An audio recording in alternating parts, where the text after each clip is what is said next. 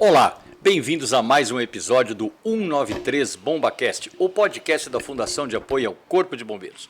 Aqui você ouve sobre os bastidores do Corpo de Bombeiros, ouve muitas histórias e histórias como essa que ouviremos hoje, com uma pessoa que tem muita história, vocês vão ver daqui a pouquinho.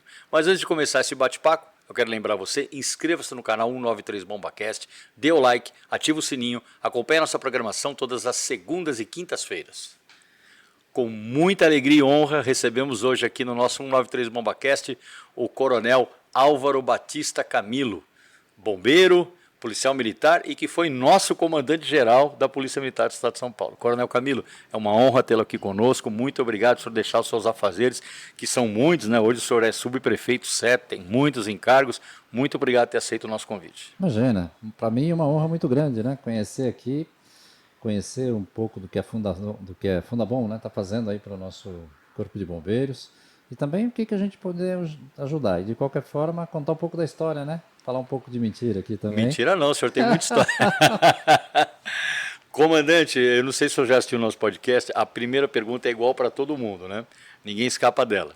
Mas é o que levou o senhor, o pequeno Camilinho, a pensar em ser policial militar e bombeiro? Pavão, é a família, né? Família. Meu avô João Batista de Camilo Neto, né? Ele era cabo da Força Pública. Aliás, ele está lá no nosso mausoléu de 32, ele lutou em 32. Tomou 2 tiros e tal. Depois meu pai era sargento da Polícia Militar. No finalzinho da vida ele saiu como oficial. E não tenha dúvida, um maior orgulho meu, além dos meus primos, né? O Zacarias, o Zenildo, o Rogério, o Peixoto. Né? Aí tá chegando na minha turma já, comandante. Mas o que eu tenho muita honra é do meu irmão Abel. O Abel grande bombeiro. Foi um símbolo, até hoje ele é um ídolo, né, da minha vida. Acompanhou, né? Porque eu estou 2 anos mais novo do que ele. Então ele entrou na academia, eu acompanhei aquela vida de cadete. Então a gente sempre sonhava um dia também entrar na academia do Barro Branco. Puxa vida. A inspiração foi dentro de casa, né, comandante? Foi dentro de casa. Não precisou de nada, né? E assim, uns exemplos. Meu pai era um exemplo de policial, não tenha dúvida, mas ele é, além de ser uma pessoa espetacular. E o meu irmão, mesma linha, né? O Abel é um cara que, nossa, eu aprendi muito com ele, muito responsável, pensa muito nas pessoas, né? Ele até sofre, né? Junto quando não consegue ajudar as pessoas. Então o Abel é um cara espetacular. É um grande coração mesmo. Grande abraço, Coronel Abel. Comandante, o senhor é da turma de 1981, é isso? Isso mesmo. 81. Na época que o senhor chegou ao comando geral, nosso comandante aqui era o Coronel Navarro, que era da sua turma. Mas antes de chegar nisso, eu quero ir um pouco para trás. O senhor tem uma passagem marcante pelo Corpo de Bombeiros, né? O senhor fez CBO. Conta um pouquinho dessa sua passagem pelo Corpo de Bombeiros. Quanto tempo o senhor foi bombeiro? Bom, foi uma das coisas melhores que aconteceu na minha vida. O Corpo de Bombeiros, ele modificou a forma de eu visualizar, né, a gestão e o próprio comando. E foi lá no então 2º GI, né, hoje 2º GB, ali em frente à Sala São Paulo, onde eu conheci uma pessoa espetacular que todos eram, né? Então, mas o comandante se chamava Bongiorno. Ele era uma pessoa diferenciada, ele é, né? Ele está vivo ainda, uma pessoa diferenciada. Uma pessoa que tinha um cuidado com a prontidão, até fazia brincadeira com ele. Quando ele chegava no quartel, todo mundo ia para frente do quartel. Porque ele passava em cada um e cumprimentava, perguntava como estava a família, né? Ele acabou sendo um exemplo muito grande de como tratar as pessoas, que eu levei para o comando da instituição, não só, até hoje, né, na subprefeitura. Muita coisa que eu faço, principalmente em parar, escutar as pessoas, cumprimentar as pessoas, eu aprendi lá com o nosso Bongiorno. Já vinha de casa isso, né, mas isso foi mais incentivado pelo Bongiorno. E tive os comandantes excepcionais lá, Coronel Carquede, Coronel Palmeira, né, na época todos capitão, de Vita, Venturini, né, tem muita gente que eu aprendi a ser bombeiro lá no então 2º GI. E ainda naquela época lá fui comandar o posto Alfredo Issa, que não existe mais. Não existe mais, E depois fui para o posto da Lapa. Aí a gente ajudou a terminar aquele posto da Lapa lá e construiu o aquário, fiz uma série de melhorias lá. Então o bombeiro para mim foi um exemplo. Então para todos, quem pegar qualquer foto minha fardada, eu estou com o caranguejo do Corpo de Bombeiros. Sou testemunha, isso é verdade. Fiz vários cursos na Polícia Militar, fiz vários cursos, todos muito bons. A polícia foi uma mãe para mim, como foi para muita gente, não tenho dúvida nenhuma. mas o bombeiro ficou no coração. Então, isso falei muitas vezes aqui, né? Quando vim aqui como comandante-geral, e a minha vida toda eu me pautei em ajudar as pessoas, que é o que o bombeiro faz o tempo todo, né? Então, aprendi muito no Corpo de Bombeiros, aprendi muito no 2º GI, aprendi com todos eles, né? Com o Coronel Palmeira, Carquede, Montgomery, esse pessoal que foram os capitães da minha época, né? Que eram, não sei o nome, era Sub-GI, né? Agora, era Sub-GI, na época, segundo o Grupamento de Incêndios, o Sub-GI. Sub-GI. Eu estagiei também nos antigos GBS, primeiro GBS, segundo GBS, cheguei a fazer os cursos lá no 2º GBS, mas fiquei de fato trabalhando no 2º GI. Foi um momento diferenciado. Peguei ocorrências grandes até, queda de avião, aí perto da penitenciária, né? Mas pequeno, não nada grande. Mas assim, mais por conta do Campo de Marte, né? Imagina que o tráfego do Campo de Marte. Por causa do 2º GI a gente chegava muito rápido ali. E naquela época se corria para quase tudo, né? Hoje você tem um resgate, né? Ainda não existia o resgate. O senhor é de uma área que no operacional, a época do senhor, não tinha ainda que depois virou o projeto Resgate e hoje o Resgate, né, do Corpo de Bombeiros. Então a gente corria para tudo. Foi uma experiência de vida fantástica, né? Mas o que eu aprendi muito no bombeiro foi lidar com as pessoas. Isso eu levei realmente para o resto da vida. Fizemos muitas coisas no comando geral. Aliás, os planos de valorização que eu fiz por onde eu passei, até na Subcel hoje tem um plano de valorização dos colaboradores, né? Mas durante a minha vida, né, na Polícia Militar, eu fiquei 33 anos, se pautou muito pelo que eu aprendi no bombeiro, aprendi com a minha família, com meu pai, com meu irmão, né, com todos eles, mas solidificado no 2º Grupamento de Incêndio. Comandante, eu vou fazer um testemunho aqui, que muita gente sabe que eu estou falando, né? Que vem muito ao encontro do que o senhor está dizendo. Eu me lembro que eu era tenente ou capitão, eu acho que eu já era capitão quando o senhor estava no comando geral. Aí um belo dia toca o celular, né, dia do meu aniversário, aí uma voz dizendo, olha, o comandante geral quer falar com você. A primeira coisa que eu pensei, falei, pô, estou tomando um trote. Aí veio uma voz lá, ô Pavão, bom dia. Eu falei, pô, tenho certeza que é trote, é alguém imitando o Coronel Camilo. Ainda bem que eu não falei nada, eu fiquei ouvindo, né? Depois de um certo tempo eu falei, puxa, mas é o Coronel Camilo mesmo. Aconteceu comigo também, viu? Eu acho que aconteceu com muita gente, o senhor deve ter várias histórias para contar disso aí. Mas eu estou dizendo isso, né, porque além do fato pitoresco curioso, né, eu acho que é a prova do que o senhor está falando, né, da sua passagem pelo comando, o senhor tinha a preocupação de ligar para as pessoas no dia de aniversário. Acho que nunca ninguém mais faz isso, comandante. O senhor realmente foi muito feliz, né, nessa sua estratégia de comandante, que agora a gente entende um pouco de onde o senhor tirou isso aí. Mas a ideia era essa, a ideia sempre que a gente foca nas pessoas, né, a gente não erra. E o bombeiro fazia isso sempre. E no meu caso, pessoal, eu trouxe essa experiência aí, que eu até foi numa faculdade de administração, falaram isso pela primeira vez, porque é a data mais importante da vida da pessoa. Pode falar o que for. No dia do seu aniversário, por menos que você seja alguém festivo, você espera que alguém te cumprimente. E eu tive reações assim das mais inusitadas. Imagino. Entendeu? Teve gente que xingou, né? Teve gente que achou que era trote, foi mais ousado. Tem gente que chorou. Tem gente que chorou, com certeza. Entendeu? Eu lembro de um tenente uma vez que eu liguei, ele era umas 5 horas da tarde, não deu tempo de fazer de manhã, né? Você vê a importância disso, né? Quando chegou no final da tarde, ele falou assim, olha, comandante, eu nunca mais vou esquecer isso na minha vida. Eu falei, imagina, você vai comemorar com a família e tal. Ele falou, eu preciso agora lembrar minha família, porque o senhor é o primeiro que me cumprimenta 5 horas da tarde. Então, assim, pessoal, sempre que a gente puder, a gente tem que focar nas pessoas e não dar errado. Eu trabalhei recentemente com o General Campos também, na Secretaria de Segurança Pública. Ele é um cara também diferenciado. E ele usava essa expressão que eu estou comentando agora. Foque nas pessoas que nunca dá errado. É verdade. Então tivemos aí, de novo, né? Teve reações das mais diversas. Mas o mais bacana é a gente conseguir cumprimentar essas pessoas, né? Eu fiz um trabalho muito forte na instituição de unir a instituição. Todos somos uma equipe, né? De soldado a coronel. Nós tínhamos uma divergência muito grande ali, gente tentando fazer separações dentro da polícia. E a gente fez um trabalho diferente nesse aspecto, ou seja, nós vamos trabalhar para ser uma grande equipe chamada Polícia Militar.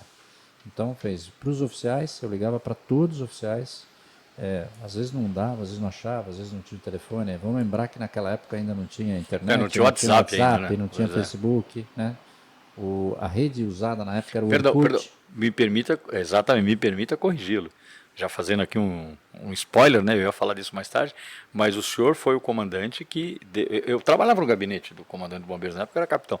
O senhor falou, não, é para constituir e construir as redes sociais da Polícia Militar e do Corpo de Bombeiros. Sim. Eu me lembro muito disso. Eu sempre gostei de comunicação. Então, quando eu entrei no comando, eu achava um problema sério não ter essa comunicação. Então, a gente fez um trabalho muito forte aí para unir todos e para os oficiais eu conseguia ligar, mais ou menos 50 ligações por dia. Era o tempo de eu sair da minha casa na Zona Norte, chegar Fazer no o comando geral deslocamento. e às vezes um pouquinho mais depois, mas normalmente dava para fazer. Agora, alguns a gente não conseguia, o celular não conseguia, mas para todos que a gente pautava para isso não deixar de acontecer. Então, durante os meus 3 anos de comando, a gente sempre fez isso e só nos momentos que não deu certo mesmo. E para as praças, como eram muitos, eram 400 por dia, 400, 450 praças que naquela época faziam aniversário por dia. Saiu um e-mail do meu e-mail mesmo, no comando geral. Aliás, eu abri o meu e-mail para a corporação como um todo. Né? Você tinha um soldado lá me lembro em disso. São José do Rio Preto, quisesse mandar um e-mail para o comandante geral, podia mandar. Canal direto. Então saía do meu e-mail um cumprimento para o dia do aniversário. Eu cheguei em unidades no interior do estado em que o policial tirou aquilo e pôs num quadrinho lá para lembrar que né, era feito. Mas, assim, é um momento que uma atitude que eu fazia com muito gosto, como faço até hoje. Hoje, inclusive, eu peço para... Levantei todos, né, que trabalham na minha subprefeitura, lá são 250, e eu ligo pessoalmente para todos quando fazem o aniversário. Acho super importante a gente prestigiar as pessoas e eles saberem que eles não são um número, né? Eles são verdade. alguém que está colaborando ali para a gente ser melhor. Comandante, o senhor foi um oficial que, por um bom tempo da sua carreira, o senhor teve assim, a sua área de conhecimento e de atuação muito ligada à área de tecnologia. Né? O senhor tem formação na área, me parece, né? Qual foi a importância disso, né, nessa construção, quando o senhor chega no comando geral, ter essa postura que o senhor teve tão inovadora que foi o seu comando? Tecnologia, não dá para você fugir, eu gostei muito disso. Comecei a gostar de tecnologia no próprio bombeiro, né? Eu fui para o 2º GI e eu ia até final de semana, quando a gente estava na prontidão, eu procurei conhecer todos os equipamentos. Né? Eu operava o autobomba, operava o autoescada, né? Só não operava snorkel que não tinha lá, só tinha aqui na central. Na Sé. Então, vou contar até um fato pitoresco. Chegou um final de semana, um sábado, tinha um sargento que chamava-se Rafael, segundo GI, e eu falei, ó, não conheço ainda o autoquímico. O aqui? O AQ15, era o AQ15 que tinha lá. Falou, não, a gente pode fazer, vamos experimentar.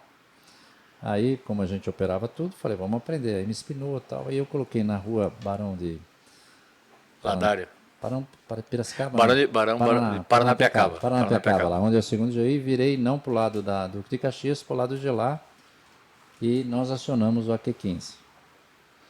Pessoal, eu nunca vi tanto pó químico na minha vida, mas assim, Inundou a rua. Uns 50 metros para frente, mas foram nas lojas, era um sábado, foi para dentro das lojas, foi nos carros, não parava de sair, aí a gente conseguiu estancar, mas olha, ficamos praticamente o dia inteiro da prontidão limpando a rua de tanto pó que a gente soltou lá do AQ15. Então, tecnologia sempre me chama conhecer, né, mexer no maquinário, depois na parte de tecnologia. E aí eu recebi um convite, né, do CPD da PM para trabalhar na área de tecnologia com o computador de grande porte, porque naquela época eram os mainframes. E até fui fazer o teste, fui conhecer, falei, vamos ver se dá certo. Aí, por acaso, fui fazer um curso no Comando Geral e acabei conhecendo o CPD mais de perto.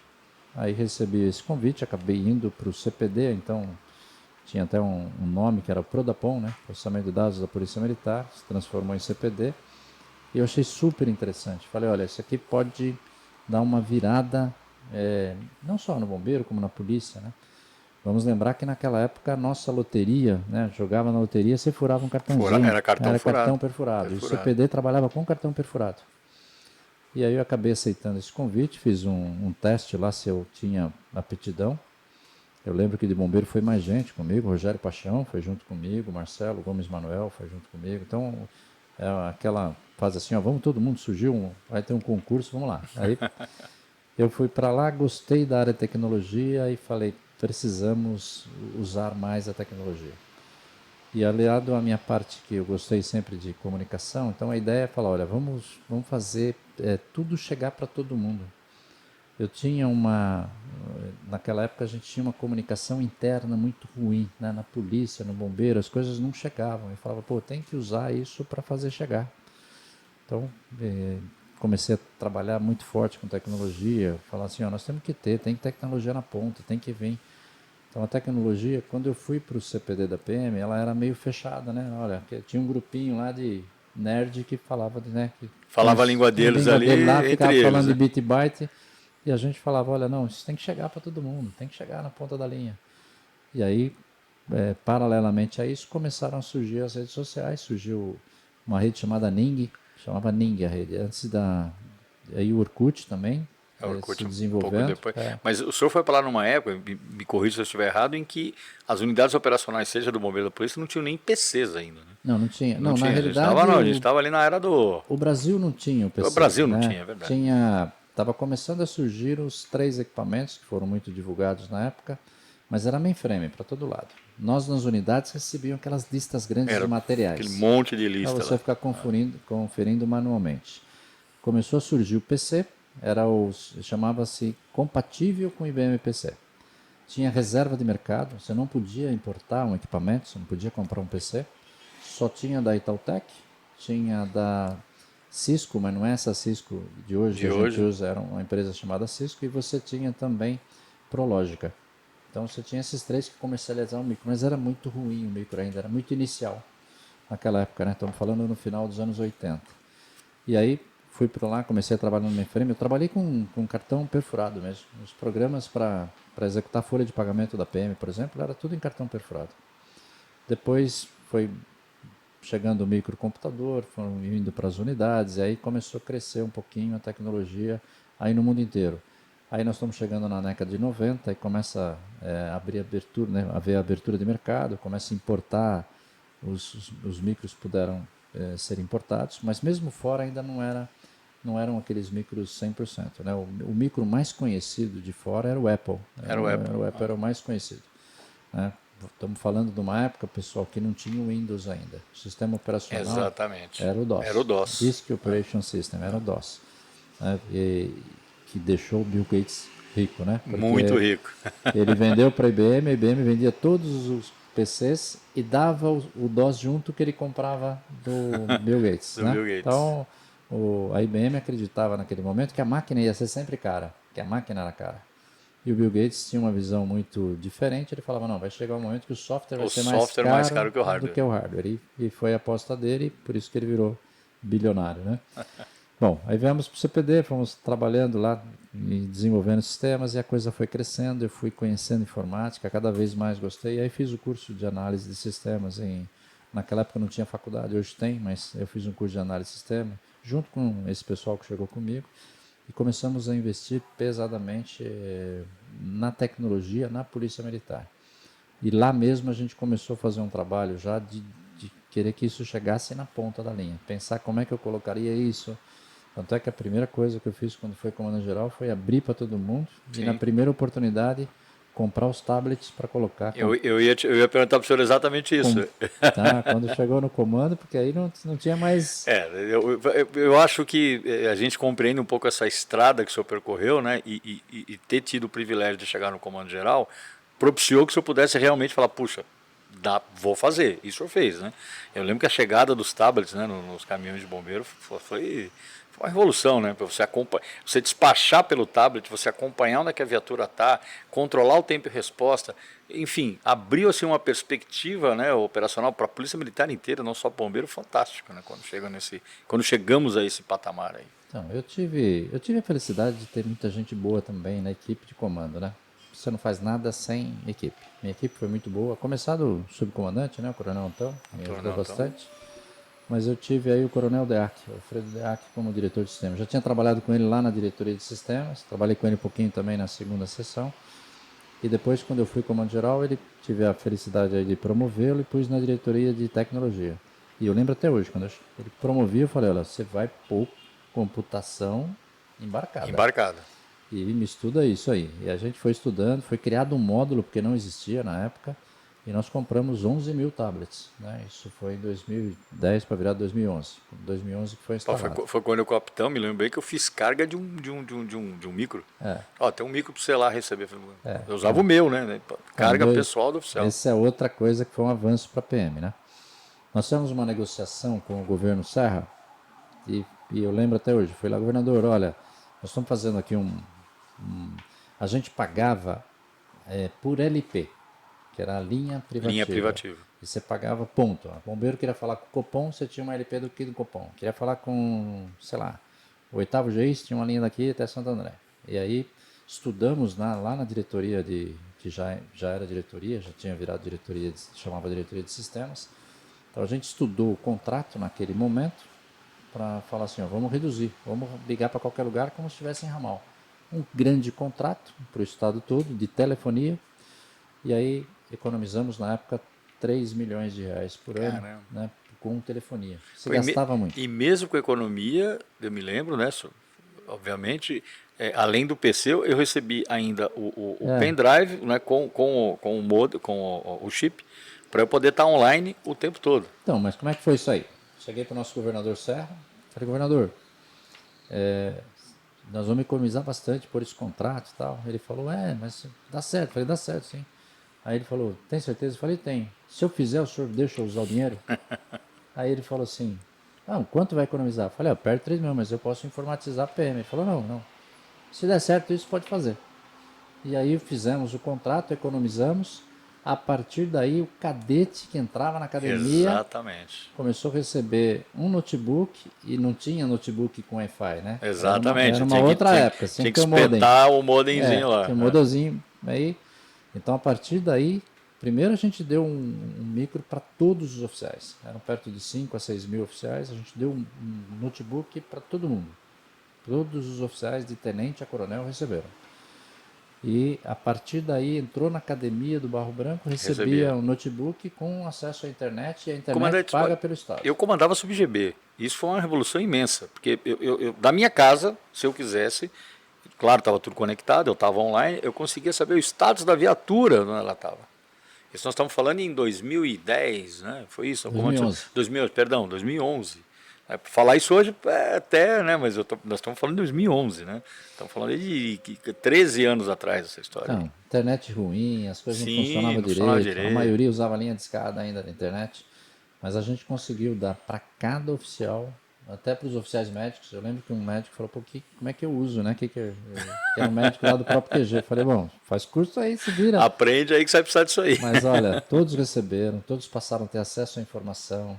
A gente investiu muito na intranet, fazer uma intranet, né? Aliás, a minha dissertação de mestrado lá no CAO foi disponibilizar serviços à população pela internet e construir uma intranet forte para a polícia. Então, a cara da internet, até hoje essa carinha que tem aí, é mais ou menos do que foi colocado na época. Criar uma grande rede de comunicação onde eu pudesse falar com o policial. É o melhor canal até hoje que o comando tem para se comunicar com todos. Então, e voltando, só para não perder, né? Então, quando a gente implantou e deu para todo mundo um computador, a gente deu a possibilidade de ele acessar tudo.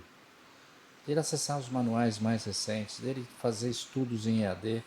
Na internet, até pouco tempo, eu não sei agora, na intranet nossa, foi criado naquela época um espaço dos nossos autores, para você ter os livros de quem escrevia os livros. Você tinha um espaço lá de apresentações. Meu sonho de consumo é que cada um colocasse uma apresentação de polícia comunitária, de bombeiro, de força tática, do que fosse. E todo mundo, né? Aliás, no meu plano de comando, quando eu assumi a corporação, eu tinha lá um objetivo de que cada capitão da Polícia Militar faria uma palestra por mês. Aonde ele quisesse. no condomínio, na escola, na maçonaria, no Rotary, onde Na fosse. igreja, onde ele fosse. Onde fosse, tinha que fazer. E a minha ideia é que e deve ter, talvez tenha até hoje lá um espaçozinho lá que chamava apresentações. Ele pegasse esse PowerPoint, que era um roteiro, e pudesse estar falando para todo mundo. Tinha os princípios da polícia lá, né? Direitos humanos, gestão Sim. e polícia comunitária, pronto, o que fosse, mas que ele pudesse, né? Porque também investi pesado na comunicação. E nessa intranet também, qual que era a ideia? Então, quando eu dei o equipamento, todo mundo tem que acessar tudo, né? Não tem mais mistério. Não adianta, por exemplo, uma área de inteligência fazer um relatório muito bom e ficar guardado lá no Exatamente. comando geral. Não, e isso propiciou acesso a todo comandante de companhia, por exemplo, o Infocrim, enfim, todos os dados de inteligência, até para o Copa Online. Copa Online, tudo que era necessário para o planejamento mesmo, até operacional, ele tinha disponível na sua tela do seu próprio computador. Então, estou falando do computador para ele. E a ideia é que isso também fosse para o tablet da viatura. No futuro, o tablet da viatura, ele era móvel para você tirar foto, né? Você podia pegar, tirar foto e voltar de volta. Então, a ideia era assim, democratizar ao máximo o conhecimento dentro da instituição. Então, foi dado o computador para todo mundo, o tablet em todas as viaturas. E a ideia também é que o comando geral pudesse ouvir a tropa. Você não consegue... Hoje tem empresas que pagam milhões para que a gestão, né, a cúpula da instituição consiga entender o que vai lá no chão de fábrica. Exato. Aquilo eu fiz de outra forma. Eu abri a possibilidade de todo mundo falar para o comandante geral. Então eu não precisava conferir, por exemplo, se um comandante do interior estava seguindo as regras. Porque os policiais me comunicavam diretamente. O senhor falou que tem o exame aqui, o teste, o TAF aqui, que pode fazer aqui na unidade. Aqui o meu comandante ainda não viabilizou isso aqui. Então você tinha a resposta, né? Você tinha essa captação. Agora o mais importante, na intranet eu criei um espaço chamado Orientações e Notícias do Comando Geral. Porque eu sempre comuniquei todos do que eu estava fazendo. Até o que ia fazer, que poderia ou não ter dado certo. Vou contar um fato interessante. Em setembro de 2009, eu assumi em abril de 2009. Em setembro de 2009, eu fiz uma notícia na internet. Porque, olha, estamos trabalhando para fazer a incorporação do Ali. E assim, tiveram uns 10 ali comandantes que vieram a mensagem, olha, mas será que era bom fazer isso? E se não acontecer? Eu falei, se não acontecer, não aconteceu. Né? Porque sempre tinha uma preocupação muito grande em dar uma notícia que poderia não virar. Não acontecer. Então, eu falei, não, eu tenho que ser transparente com a tropa. Por isso que a gente colocou lá.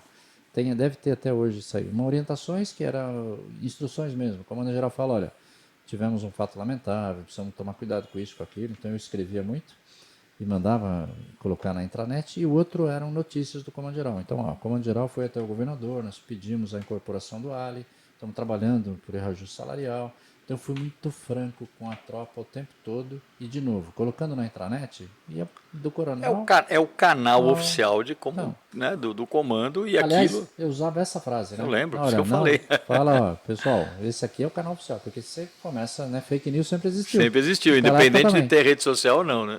Então, e aí vai um outro lado também que eu gostaria de comentar, que é da comunicação, né? Comunicação é super importante.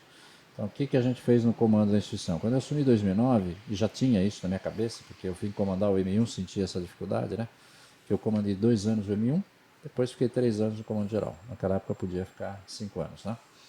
Então, sentia dificuldade de comunicação, tanto a comunicação interna quanto a comunicação externa.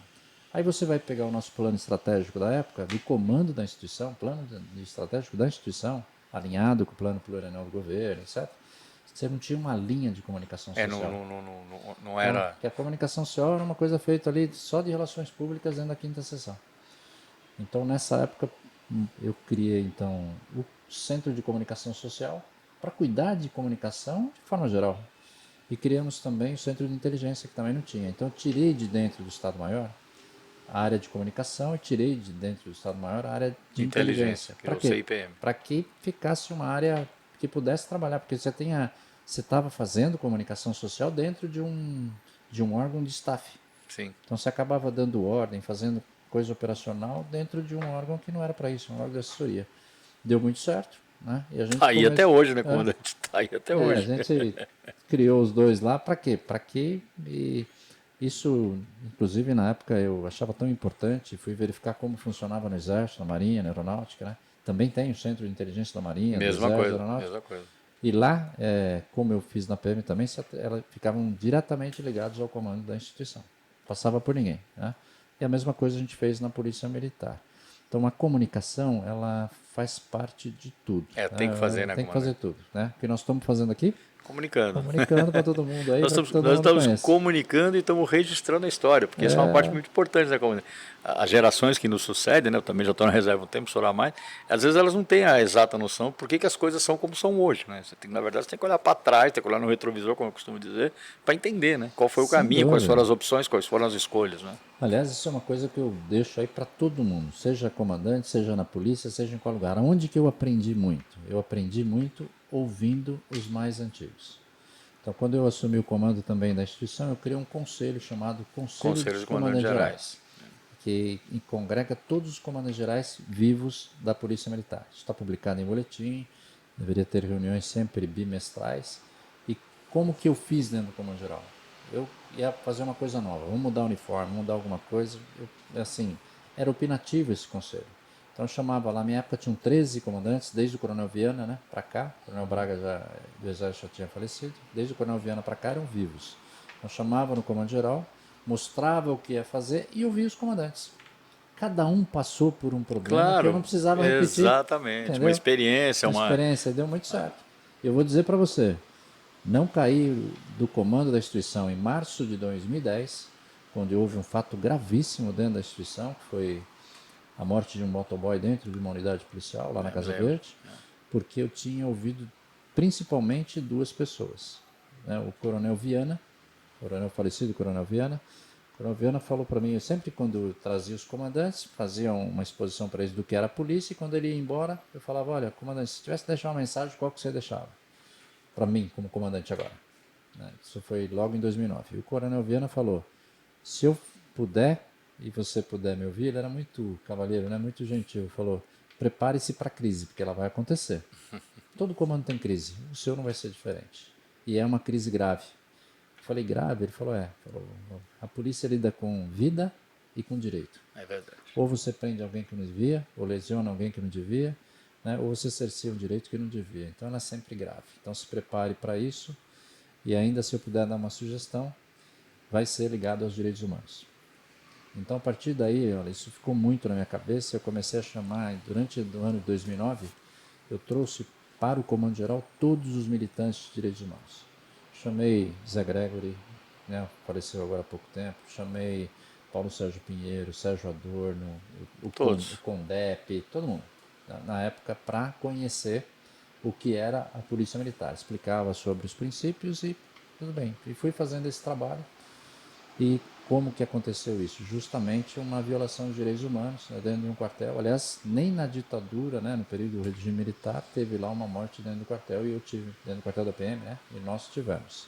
E o segundo foi a experiência também que eu ouvi o nosso Coronel Lisboa, né, porque que ele comentou assim, nós precisamos, você precisa tomar atitudes rápidas de transparência nas coisas ruins. Porque tinha acontecido com ele exatamente a favela naval. Exatamente. E aquilo demorou para chegar para ele como comandante-geral. Então, quando chegou para ele, já estava explodindo. Então, ele falou, olha, você tem que tomar a decisão rápida. Então, só para ter uma ideia, aconteceu o fato do motoboy, eu fiquei sabendo às 2 da tarde. Aí eu pedi para checar. E outra, como é que eu fiquei sabendo, pessoal? A gente fazia um trabalho muito bom com a imprensa. Então, eu fazia café com os comandantes, com os policiais. Mas eu fiz também café com os repórteres, café com a redação, visitava as redações. E aí, num determinado momento, um repórter ligou para então o chefe da comunicação, que era Coronel Maria, para falar, olha, tem um contraponto, o comandante quer fazer e tal. Aí a gente ficou sabendo que tinha uma ocorrência grave. Nossa inteligência, a corregedoria foi atrás e descobriu o que era essa morte do motoboy. Aí a gente, nesse momento, eu liguei para o Coronel Antão, eu estava em Mogi, inaugurando uma base comunitária de Pindorama.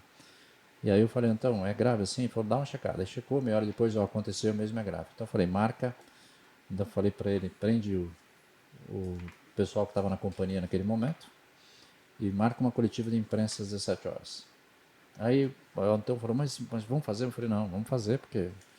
mas se tiver algum que não estava... Eu falei, se não tiver, a gente pede desculpa depois. Claro. E aí fizemos uma coletiva de imprensa, quebrou Quebrou, né? aquela Transparência. notícia, deu transparência total, falamos, está aqui, prendemos tanto, aconteceu assim, foi um choque, mas acabou aquela A reportagem polêmica. investigativa, a ponto de a própria TV Globo naquele momento ligar para a gente e falar assim, olha, então a gente vai pôr tudo no Jornal Nacional hoje, então por favor ponha, e puseram mesmo. Porque na realidade eles não fariam isso, tinha uma estratégia de comunicação. Eles iam soltar um pouquinho na quinta, Iam fazer um pouquinho aquilo. na sexta e no Fantástico. Ia fazer a pauta durar, né? E no Fantástico ia dar uma explosão. E aí aconteceu um fato também curioso. Nós fizemos dentro daquele plano um plano de gerência de comunicação, de gerência de crise de imagem, né? Gerência de crise de comunicação. É um plano que existe lá no comando. E a gente foi checar. Bom, já avisei. Durante a tarde nesse dia, pessoal, eu liguei para todos os militantes de direitos humanos, falei, vai sair uma notícia grave, a gente já tomou providência. Mandei também um e-mail para todos os deputados federais e para todos os deputados estaduais. Liguei para o governador, para o presidente do Tribunal de Justiça, presidente da Assembleia Legislativa, liguei também para o ministro da Justiça, né, para todos ligados à secretário nacional de direitos humanos, liguei para todos, falei, vai acontecer isso, vai sair. Então, quando saiu a notícia, todo mundo já sabia. Todo mundo já sabia. Então, acabou. E aí, nesse plano, falava assim, fiz eu usava no Comando Geral, talvez use até hoje, mas eu soltava umas falas do próprio Comando Geral, ou parabenizando por uma ação, ou pedindo para tomar cuidado com uma ação, que é para todo o Estado. Era uma gravação minha, falava, aqui é o seu Comandante Geral, lamentavelmente perdemos uma pessoa, tome cuidado no horário de folga, eu sempre sabia alguma mensagem. Então fiz mensagem para a tropa, para as autoridades, para todo mundo, e faltava para a família, né, do motoboy. Aí decidimos lá, falamos, já tentaram, o comandante-geral tentou visitar numa outra vez, não deu muito certo. Aí o coronel Marco Antônio Augusto, que era do meu Estado-Maior, falou, podemos escrever uma carta. Eu escrevo uma carta. Eu falei, não, pode deixar, a carta é uma boa, eu escrevo. Aí escrevi uma carta, né, nesse momento de dor, como pai eu sei o que você está sentindo, a gente não vai repor, mas a gente vai ser implacável na apuração.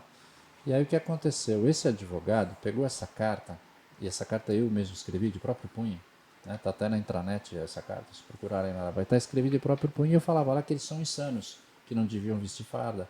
E o delegado, o advogado, pegou aquilo e falou, olha, ele já está condenando, e vamos usar isso como, né? Defesa. Como, até não, para indenização, para essas coisas no futuro, e pôs isso na imprensa.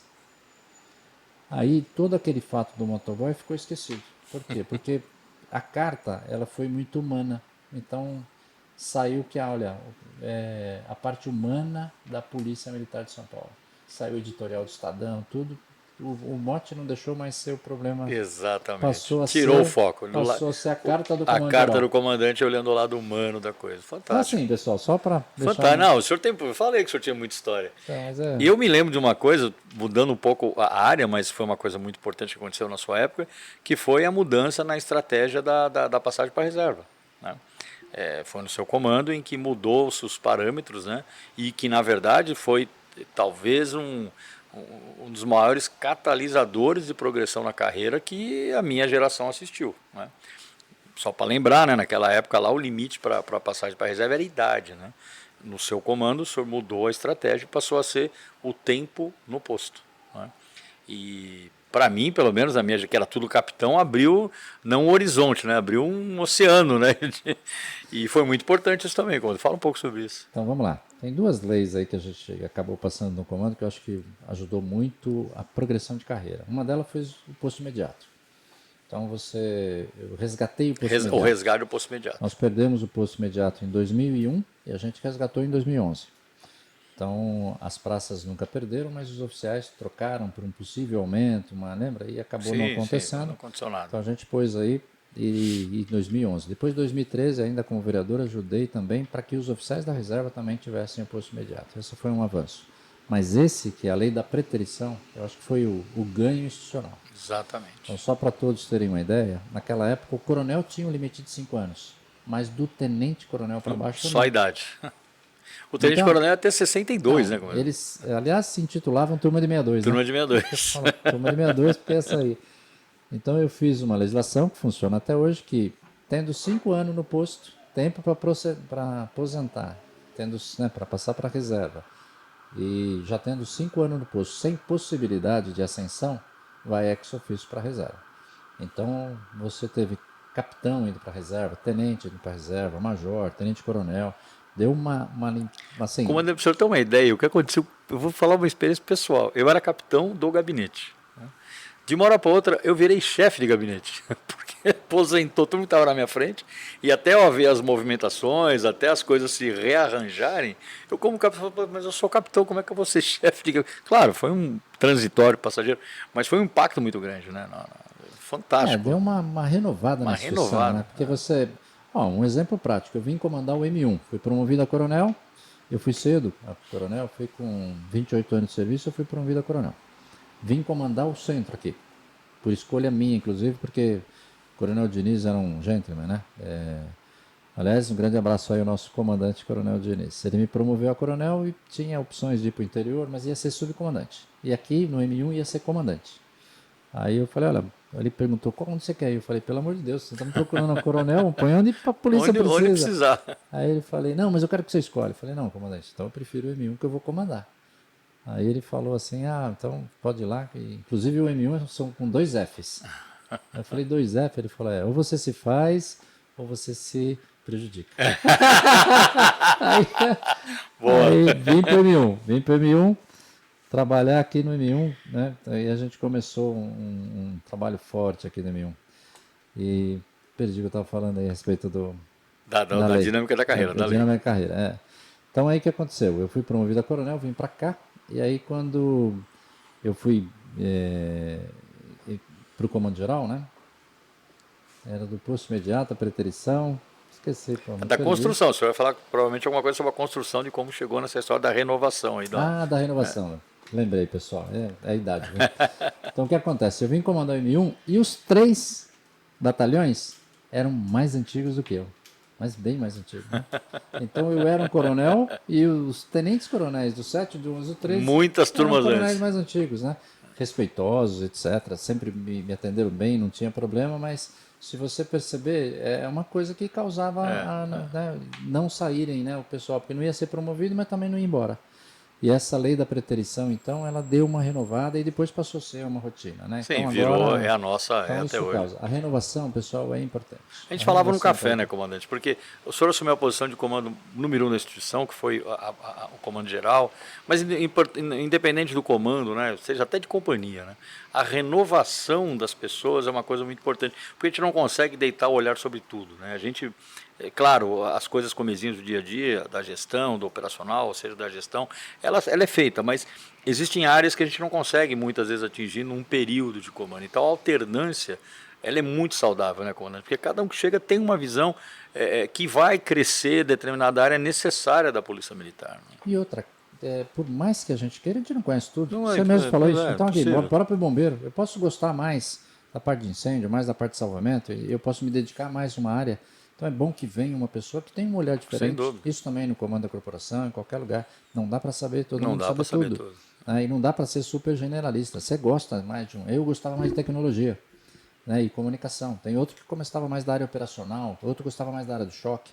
Então é importante a renovação, não tenha dúvida. Aliás, quando eu fiz a administração de empresa no Mackenzie, tinha um professor que falava assim, se assumir um posto de líder, você tem que começar a preparar o seu sucessor. Eu sempre acreditei muito nisso, comandante. Não tem muito, jeito, muito, onde muito. Você não é eterno, daqui a pouco você vai sair. E aqui na instituição mais ainda, né? Não tenho dúvida nenhuma. Mas foi uma experiência fantástica. Eu fui muito feliz no M1, fui muito feliz no comando geral da instituição. Aliás, pessoal, sou muito feliz onde eu estou sempre, né? Tenha dúvida. A gente vai abordar um pouquinho mais agora, para o final da nossa entrevista, sobre... O senhor foi uma pessoa que aposentou da Polícia Militar, mas nunca saiu, nunca desvestiu o amor pela gestão pública. Né? Primeiro o senhor foi eleito vereador, depois o senhor foi eleito deputado estadual, o senhor trabalhou na Secretaria de Segurança Pública e hoje o senhor está à frente da subprefeitura da Sé. Desafios, eu acho que também muito importantes, mas de uma certa forma, aliás, de uma forma direta, o senhor nunca se desvinculou de ajudar a Polícia Militar do Estado de São Paulo e o Corpo de Bombeiros, na verdade. Nunca mais, né? A nossa pele nunca mais sai. Não sai, né, comandante? E aí na subprefeitura, agora falando um pouquinho do centro, é um desafio grande. Aliás, estou lá com 10 militares. Todos os meus Eu passei lá com o coordenadores. Martinho na porta no almoço. Agora eu falei, ô Martinho, deve ter tocado o toque de rancho, porque tá todo mundo aqui na porta. Mas eu tenho, olha, se tem uma coisa que eu acertei na vida foi trazer as pessoas para trabalhar com a gente. De novo, eu faço um reconhecimento aqui a todos que trabalham comigo indistintamente, mas aonde eu fui eu consegui montar boas Ah, e a equipes. gente olha para as pessoas, a gente conhece, né, comandante? Pessoas altamente Então, capacitadas, né? ali, aliás, lá tem um monte de bombeiro, né? Você Tem um passou na monte, porta, lá tem um monte de tem um monte bombeiro. de bombeiro. Então, assim, a Sé é um desafio grande, é um desafio que eu chamo de interessante, porque a pandemia, ela transformou as cidades no mundo inteiro, e aqui não foi diferente. Aqui nós tínhamos perto de 17, 19 mil pessoas em situação de rua antes da pandemia. Hoje são 32 mil, talvez um pouco mais. Ou seja, depois da pandemia, as pessoas vieram para a rua, mais gente veio para a rua na pandemia e não voltou. Não voltou. Não voltou. Isso causou um problema sério de desordem. A rua em São Paulo é acolhedora, então a pessoa acaba ficando, como não tem regra, costuma, fica difícil de tirá-lo. Como não existe, assim, se reluta muito aqui na internação involuntária, na internação compulsória, no caso das pessoas em situação de drogadição, não é diferente para as pessoas em situação de rua. Deixar bem claro, pessoas em situação de drogadição é o que a gente está vendo lá nas cenas abertas de uso, né?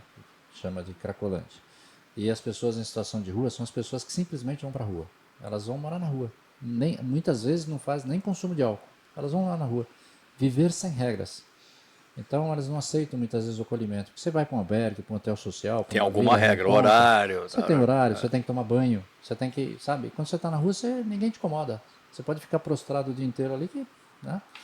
E então nós temos um problema sério hoje. Eu diria que hoje, na cidade de São Paulo, o nosso maior problema são as pessoas em situação de rua. Não é digno ficar na rua. Não é digno. O prefeito falou uma frase que, mais ou menos assim, ó, rua não é endereço e casa não é lar. Então, e o doutor Renato Nalini, que foi presidente do TJ, também escreveu um artigo muito bom. Não existe o direito de morar na rua. E muita gente confunde isso, né? Principalmente muita gente que acaba fazendo dessa situação, explora essa situação e faz disso uma bandeira. Sem dúvida. Então, diferente então, pessoal, não tenho aqui, essas 32 pessoas não são pessoas que consomem drogas e estão na rua, não é. Essas pessoas são pessoas em situação de rua. E você tem aí perto de 1.000, 2.000, perto de 2.000, né? Mais ou menos 800 lá na Cracolândia, são pessoas que consomem drogas, são um número muito menor, mas pessoas de ruas tem bastante. Eu tenho lá hoje, só para terem uma ideia, 254 colaboradores diretos, comissionados ou de carreira, e tenho 3.000 terceirizados. Então, a Sé é pulsante. Você trabalha 24 horas por dia. A dinâmica da Sé só tem na Sé, né, comandante? Você Não tem vai outros lugares. todas as vias todo dia, você coleta lixo todo dia, você coleta bagulho lá uma vez por semana e não dá conta. Principalmente porque na área central, são 8 distritos, né? É Consolação, nós temos aqui Consolação, Cambuci, Bom Retiro, Bela Vista, temos a Sé, temos Santa Cecília, Liberdade e República. Nesse trecho, o sentimento de pertencimento é baixo. Então isso faz uma Tem muita gente, diferença muito pouca grande. gente morando, né, Então, tem comandante? 430 mil residentes, mas tem mais de 2 milhões de frequentadores. De frequentadores. Então, são pessoas que vêm, trabalham e vão embora, não se compromete muito com... A gente está tentando mudar isso, envolvendo bem as comunidades, né? Então, os consegues trabalham bem aqui, as associações, você tem Vivo Centro, Univinco, Paulista Vivas, tem várias associações, Rotaries, Lions, CDLs, que te ajudam bastante. Mas está longe do que a gente gostaria que fosse. Então, você pega pessoas jogando lixo, você pega pessoas depredando, você pega pessoas vandalizando, coisas que, assim, às vezes de forma muito inconsequente. Não tem um objetivo nisso, porque o pertencimento é baixo. Então, mas talvez, desafio. se fala disso há tantos anos, né, comandante? Desculpe, sou um leigo, estou aqui dando... Mas a gente ouve falar há muitos anos que se a gente conseguisse aumentar esse sentimento de pertencimento, que é justamente trazer as pessoas para morarem nessas regiões, isso muda. Esse é o caminho que está fazendo agora. Pois é, exatamente, essa é a estratégia. Está dando certo, né? Os retrofits, quem for ali, pessoal, quem lembra da minha época aí, lá da década de 80, como aluno, que a gente vinha aqui para o centro de São Paulo, né? Nos bares à noite, hoje você vê aquela região da Bento Freitas ali, deve ter uns 8 ou 10 retrofits. Mudou a situação. Eu sou realmente mudou. Casa do Porco ali, você vai ver. Mudou bastante. Mudou totalmente. Como que mudou? Desse jeito. Porque você tem moradia, no mesmo prédio você tem moradia, você tem serviço e você tem comércio. Que passa a ser um lugar muito atrativo para as pessoas morarem. E aí o que morarem. acontece? Você tem gente o dia inteiro, a noite inteira, porque você tem gente que mora. Então, o que está fazendo agora o prefeito Ricardo Nunes aqui em São Paulo? Incentivando muito o uso desses prédios, esses retrofits, transformando sempre em residência, também serviço, comércio, mas principalmente em residência. As pessoas virem morar no centro. O governador Tarcísio também está fazendo um trabalho gigantesco, né, coordenado pelo Guilherme Afif Domingos, que é um expert. Nunca vi um cara de tantas ideias na cabeça. Fica com ele o tempo todo, ele fica dando ideia. Muito boas. Então, a ideia dele, ele coordena o projeto de revitalização pelo Estado e o prefeito Ricardo Nunes pela Prefeitura. Mas vão acontecer coisas muito bacanas aqui. Eu vou dizer agora a nossa própria testemunha aqui. O senhor está aqui no prédio da Fundação, que aliás é um prédio da Prefeitura, que nos é cedido. O nosso Bomba Café, ele só é viável hoje graças a esse trabalho de formiguinha que vem sendo feito. Demora, a gente sabe. Mas a cara aqui da nossa região, aqui, vizinho ao Comando Corpo de Bombeiros, já mudou. O que faz com que a frequência aqui do nosso Bomba Café ela aumentou muito. Né? Então, nós fizemos um trabalho fortíssimo aqui. Mas só para terminar do AFIF. Então, tem muitos lugares...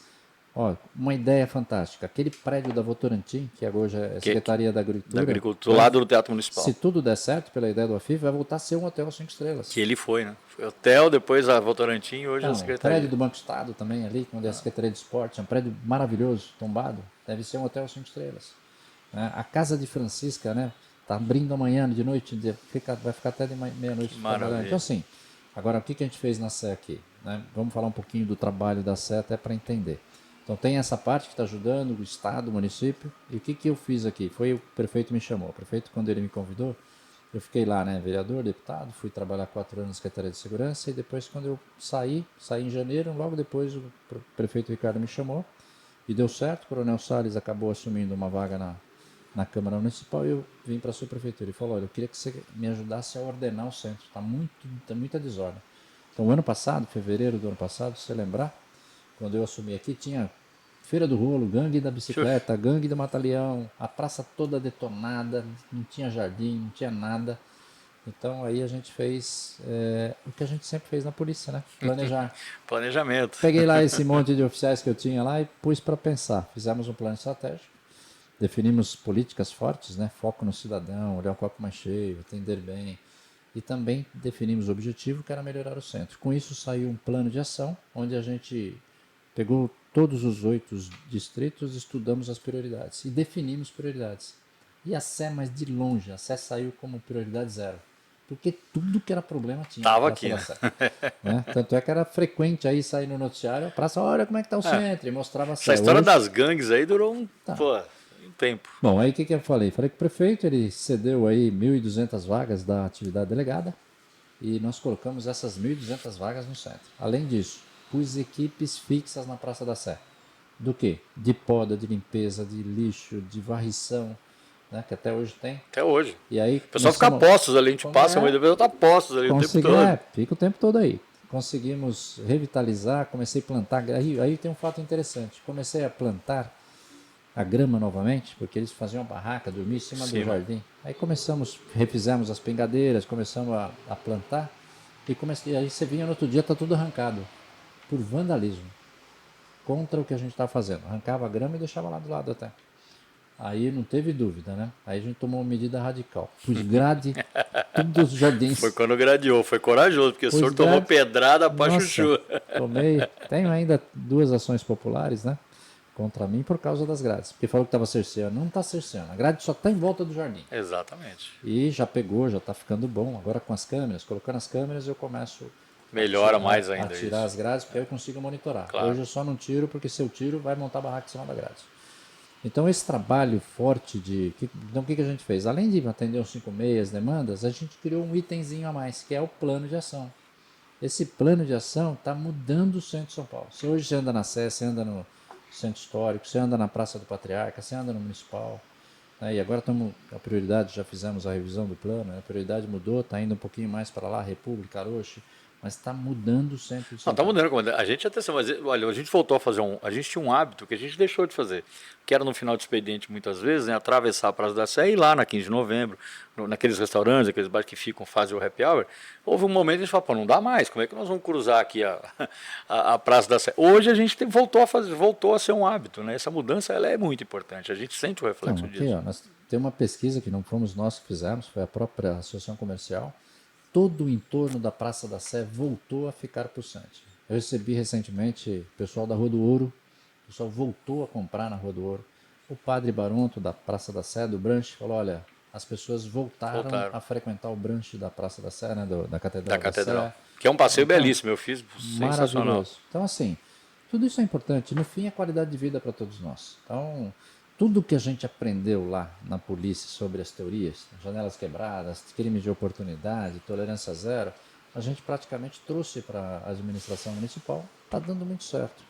E, de novo, né, é tudo êxito de uma grande equipe que eu tenho. Não tenha dúvida nenhuma, esses oficiais que estão comigo lá são de primeira linha. Né? Todos eles, né, vou citar para não esquecer de ninguém. assim, mas são muito bons.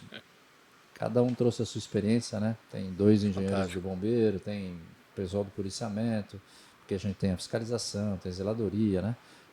E outra, pessoal, a gente não inventou nada, a gente começou a aplicar a lei. Então, a Praça da Sé era tomada de barraca, né? Hoje você não vê uma barraca. Não dá para atravessar, não tem mais hoje barraca. Você não vê uma barraca na Praça da Sé. Então, assim, é um trabalho constante, né? Constante, e isso tem dado certo por causa da equipe, por causa do trabalho e principalmente por causa do apoio, né? Tanto do governo do Estado, não vamos deixar de lado aqui, claro, porque, olha, muito a importante. Polícia Militar foi diferencial para acabar com Feira do Rolo, com algumas coisas que a gente tem na Sé e ajudar a mudar a situação. Com a atividade delegada e também com o policiamento ordinário. É a mesma coisa a Guarda Civil, com a DEAC, que é a atividade delegada deles, e também com o policiamento, a guarda, né, ordinária que eles têm. Então, assim, é um trabalho conjunto, a muitas mãos, junto, Estado e Prefeitura, que tem dado um resultado muito bom, está organizando a cidade, e isso reflete em qualidade de vida para todos nós. Não, fantástico. Comandante, olha, eu tinha certeza que esse nosso bate-papo seria muito bacana, porque, claro, o senhor é uma pessoa que guarda uma grande experiência da vida pública, da Polícia Militar, do Legislativo, da gestão pública, então o senhor tem realmente muita coisa para contar para a gente.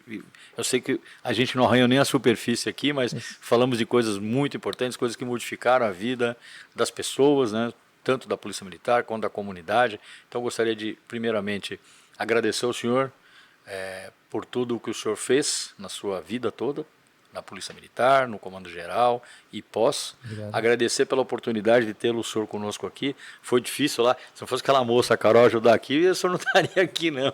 Já havia feito convite outras vezes, mas a gente compreende as suas atividades, demandam muito. Muito obrigado, comandante. Que Deus abençoe o senhor. Conte sempre com a gente, conte com a Fundação, conte com o BombaCast para divulgar as melhores práticas. E eu deixo aqui esse período final para o senhor fazer as suas considerações. Olha, Pavão, eu estou muito honrado de estar aqui, porque o bombeiro mora no meu coração, né? Sempre foi assim. E deixo um recado para quem estiver nos assistindo, para que foque nas pessoas que nunca dá errado. E trabalhe em equipe, ninguém faz nada sozinho. Muito obrigado. Obrigado, comandante, obrigado. Sucesso para o senhor. Sucesso.